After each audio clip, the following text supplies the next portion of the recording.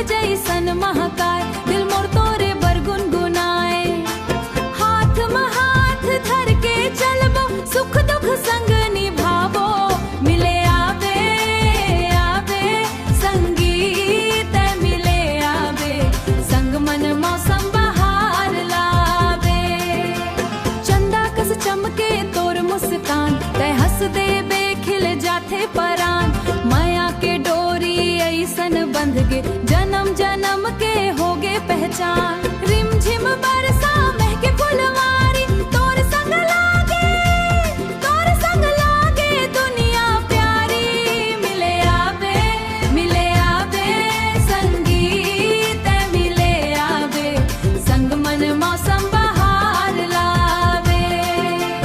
अरपा पैरी गवाही देही, मोर माया कभू नहीं कम होही।